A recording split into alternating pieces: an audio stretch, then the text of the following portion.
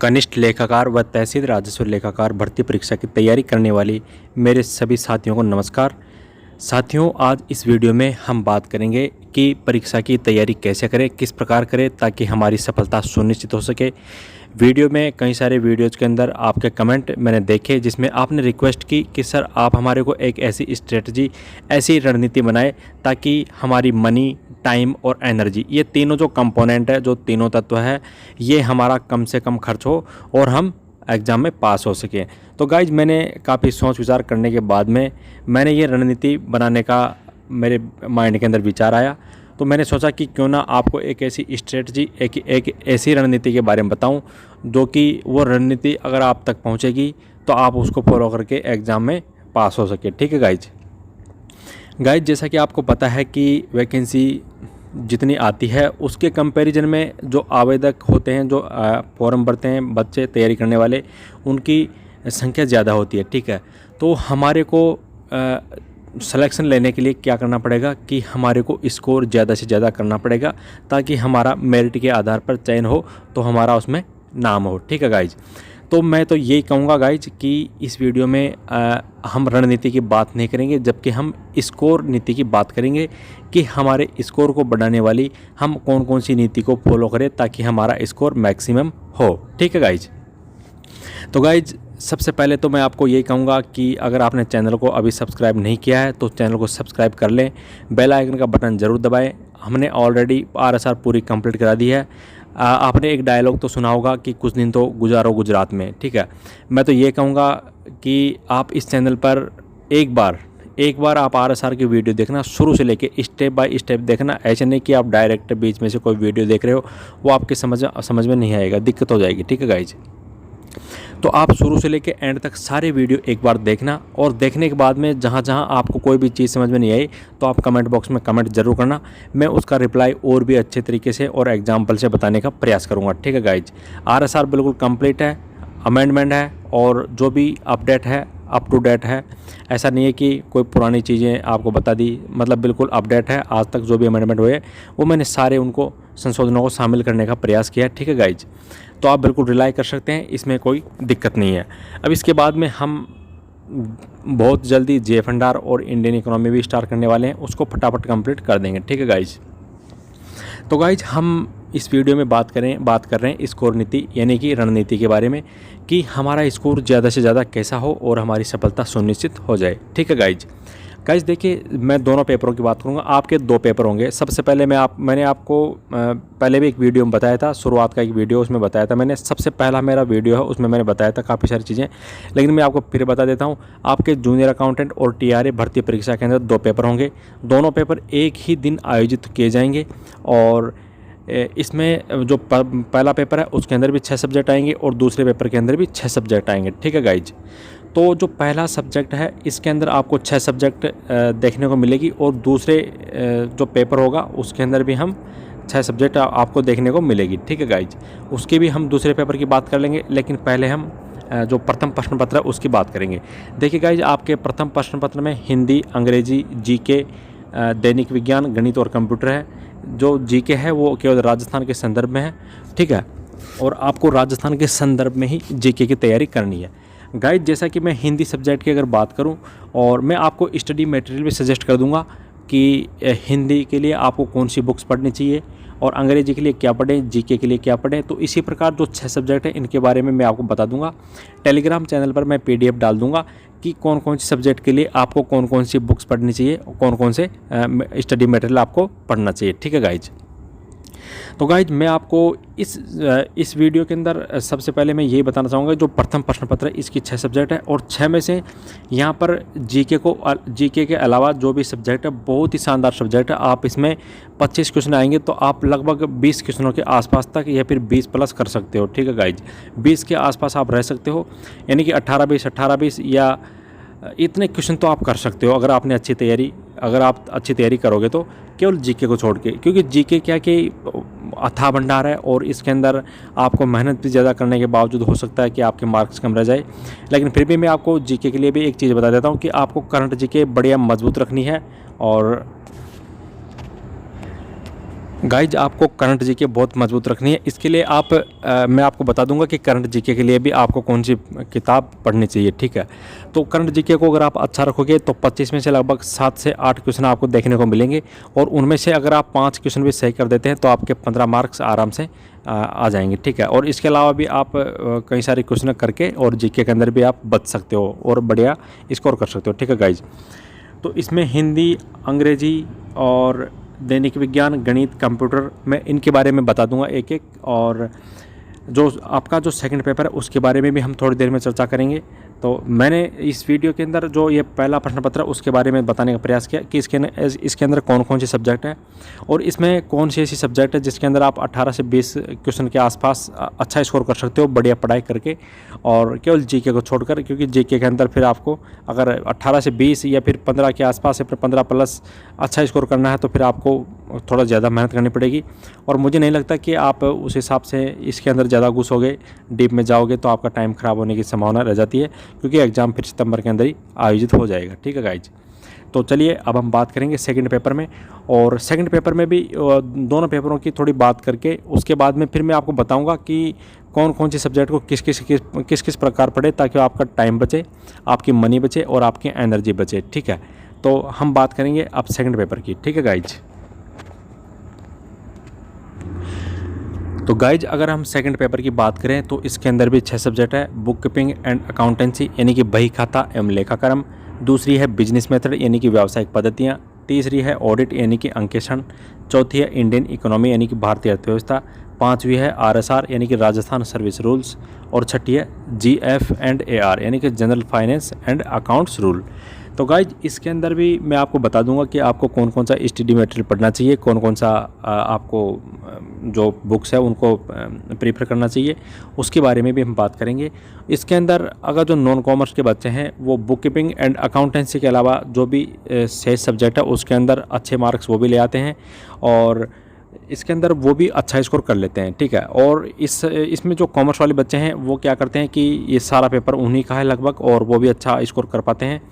लेकिन मैं आपको बता दूंगा और स्टडी मटेरियल, और इसी के साथ में अब मैं आपसे ये चर्चा करूंगा कि तैयारी अब कैसे करें, ठीक है। मैंने आपको पहले तो यही बताया कि स्टडी मटेरियल क्या आपको फॉलो करना चाहिए और क्या आपको फॉलो नहीं करना चाहिए। तो उसके बारे में मैं टेलीग्राम चैनल पर PDF डाल दूंगा, और मैं बुक्स के नाम और जो भी कंटेंट है स्टडी मटेरियल वो मैं आपको सजेस्ट कर दूंगा, और वहाँ से आप उस चीज़ को, क्योंकि कई सारे कमेंट मैंने बच्चों के देखे थे, वो कहते कि सर हम इसके लिए क्या पढ़ें, कोई अच्छी बुक्स बताओ, कोई क्या पढ़ें क्या ना पढ़ें। तो मैंने उनका जो कमेंट देखा उसके बाद मैंने फील किया कि वास्तव में कई सारे बच्चे हैं जिनको अभी तक नॉलेज नहीं है, और मैं उन्हीं की हेल्प करने के लिए, और कई सारे मेरे साथी ऐसे भी हैं जिनके पास पर्याप्त मात्रा में उनके पास स्टडी मटेरियल होगा। तो कोई दिक्कत नहीं है, आप सभी अच्छी तैयारी करें, और जिनके पास इन चीज़ों का अभाव है तो मैं उन लोगों तक मैं इस वीडियो के माध्यम से पहुंचाना चाहूँगा कि मैं PDF पर जो टेलीग्राम पर जो PDF डालूंगा उस PDF में जो कंटेंट रहेगा, जो स्टडी मटेरियल मैं बताऊँगा उसको आप ख़रीद सकते हैं, ठीक है गाइज।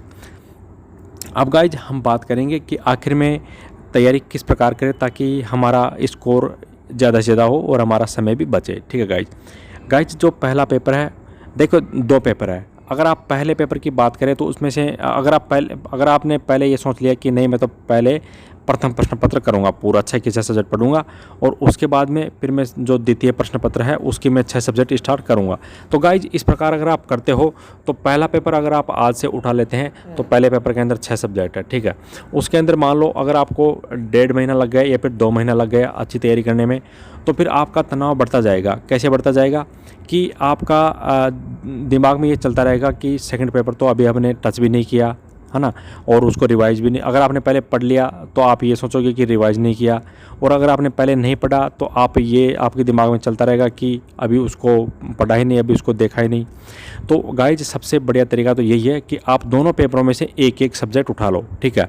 मैं ये नहीं कहूँगा कि कौन सी सब्जेक्ट टफ है कौन सी सब्जेक्ट ईजी है।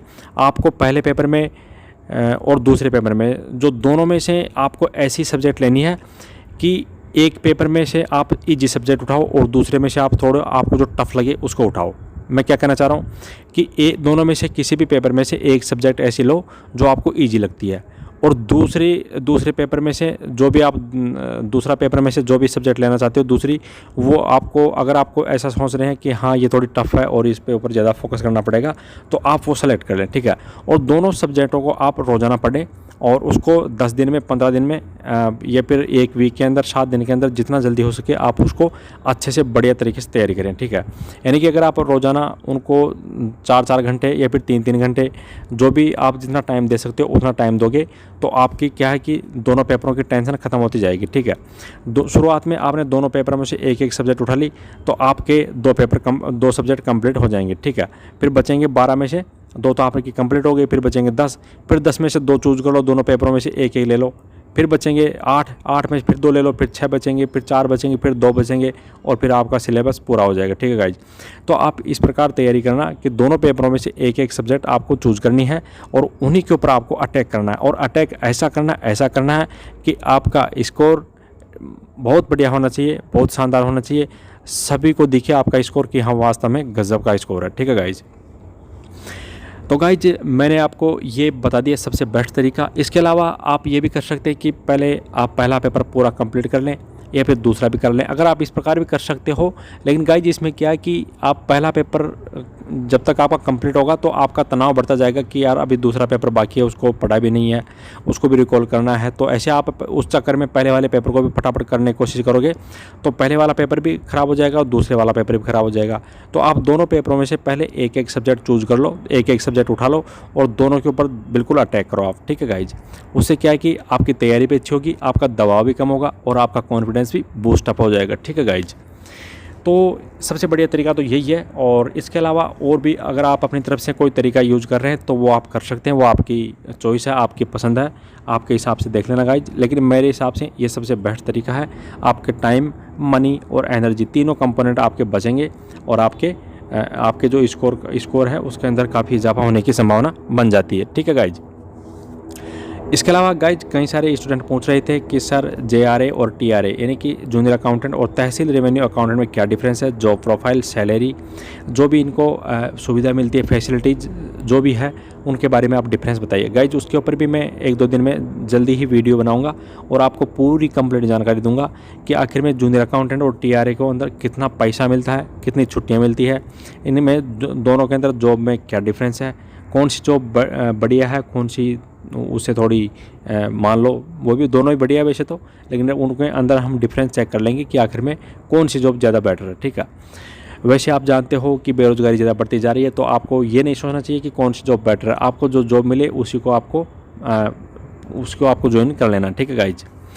तो कई सारी बातें हो जाती है काफ़ी गाइज इसके अंदर, वैसे अगर बातें करना चाहे तो काफ़ी हो जाती है। तो हमारे को क्या है कि समय कम है अपने पास, तो उस हिसाब से मैंने आपको बता दिया कि हम रणनीति की बात नहीं करेंगे, हम स्कोर नीति की बात करेंगे। और इस बार जूनियर अकाउंटेंट बनना है, इरादा मजबूत रखो, ठीक है। गर्मी का मौसम है तो पसीने तो आपको वैसे आ रहे होंगे और पसीने आपको और ज़्यादा बहाने पड़ेंगे, ठीक है गाइज। आपका पसीना बेकार नहीं जाएगा, आपकी मेहनत बेकार नहीं जाएगी, आपका सिलेक्शन 100% होगा। और RSR को ज़रूर देखना, RSR की सारी वीडियो देखना, एकदम बिल्कुल लेटेस्ट और अपडेट संशोधित RSR है सारी। आप एक बार शुरू से लेकर लास्ट तक RSR देखना, आपका कॉन्फिडेंस बढ़ जाएगा, ठीक है गाइज। तो गाइज जैसा कि मैंने आपको बताया कि सेकंड पेपर में कौन कौन सी वो सब्जेक्ट है जो 1 वीक की है, और उसके अलावा 2 सब्जेक्ट है, बुक कीपिंग एंड अकाउंटेंसी और इंडियन इकोनॉमी। इनको आप 15-15, 20-20 दिन में कंप्लीट कर सकते हो। और अगर हम पहले पेपर की बात करें तो इसके अंदर जैसे कंप्यूटर हो गया, ये 1 वीक है, 1 वीक में यानी कि 7 दिन में आप इसकी तैयारी कर सकते हो। और गणित है, इसकी भी आप 7 दिन में तैयारी कर सकते हो बिल्कुल, क्योंकि इसमें गणित ज़्यादा बड़ी नहीं है, आपके नाम मात्र की प्रश्नमाला है इसके अंदर। और इसके अंदर मैं हिंदी की बात करूँ तो हिंदी भी आप आराम से 7 दिन में कर सकते हो। और जो अंग्रेजी है वो भी आप 10-1 दिन के आसपास इसमें समय ले सकते हो। लेकिन जो GK है और जो दैनिक विज्ञान है, इसके अंदर वास्तव में काफ़ी सारी चीज़ें दे रखी है, तो इनको मैं मान के चाहूँगा कि आप इनके लिए 15-15 दिन या फिर 20-20 दिन का टाइम इनको दे सकते हो। और इस प्रकार से अगर आप टाइम दोगे तो आपकी सफलता के चांस बढ़ जाएंगे। और ये मैं मेरे अनुभव से बता रहा हूँ कि किस प्रकार आपको तैयारी करनी चाहिए। इसमें टोटली मेरे द्वारा जो बताए गए जो तथ्य हैं, जो वर्ड है, वो मेरे खुद के अनुभव से मैंने आपको बताया, ठीक है गाइज। तो बिल्कुल भी आप घबराएं ना। दोनों पेपरों में पहले आप ये चेक करो। जिस प्रकार क्रिकेट के अंदर क्या होता है कि जो बैट्समैन होता है वो शुरू में अगर धीरे खेल रहा होता है तो वो सोच लेता है कि हमारे को किस बॉलर के ऊपर अटैक करना है। अगर अभी प्रति ओवर में अगर हर ओवर के अंदर 7-8 रन आ रहे हैं तो कोई दिक्कत नहीं है। हमें उस बॉलर के ऊपर इतना ज़ोरदार अटैक करना है कि उसके ओवर के अंदर लगभग 20 से 25 रन आ जाएंगे तो हम कवर कर लेंगे, ठीक है। तो वो इसी प्रकार रणनीति बनाते हैं मैच के अंदर। तो हमारे को इस परीक्षा के अंदर रणनीति नहीं, स्कोर नीति बनानी पड़ेगी, ठीक है गाइज। तो आपको यही देखना है कि इसमें से कौन सी सब्जेक्ट है जिनको हम बढ़िया तरीके से कवर कर सकते हैं, जल्दी कर सकते हैं कवर, और उसके अंदर ज़्यादा से ज़्यादा स्कोर हो सकता है, तो उनको आप पहले निपटाओ, ठीक है। और उसके अलावा जो सब्जेक्ट आपको लगे कि वास्तव में इसमें टाइम लगेगा, टाइम कंज्यूम होगा, ज़्यादा टाइम लगेगा और थोड़ी दिक्कतें भी पैदा हो रही है इसके अंदर पढ़ने में, तो आप उसमें ज़्यादा समय ले लो। 10 दिन की बजाय आप 20 दिन ले लो, कोई दिक्कत नहीं। आप बढ़िया 20 दिन तक उसके अंदर लगे रहो और उसको आप मजबूत कर लो। जो सब्जेक्ट आपकी बढ़िया है उसको आप और बढ़िया करो, और जो सब्जेक्ट आपको थोड़ा टीडियस लगता है, थोड़ा टफ लगता है, कठिन लगता है, उसको आप इजी बनाने की कोशिश करो। और उसका एक ही तरीका है कि आप उसको बार बार पढ़ो, ठीक है। बार बार पढ़ोगे तो टफ सब्जेक्ट ईजी हो जाएगी, बार बार पढ़ोगे तो ईजी सब्जेक्ट मजबूत हो जाएगी, ठीक है गाइज। तो गाइज मैंने आपको बता दिया पूरा। तो RSR का एक बार आप RSR की वीडियो देखिए, उसके बाद में आपको पता लग जाएगा कि वास्तव में इस चैनल पर आपकी कितनी मदद की जा रही है। यह चैनल इसी प्रकार आपकी सफलता तक काम करता रहेगा, और भी कई सारी चीज़ें आपके लिए मैं करता रहूँगा आपके लिए, और जिससे आपको काफ़ी सारा सपोर्ट मिलता रहेगा। तो guys thank you for watching this video. आज के वीडियो में सिर्फ इतना ही।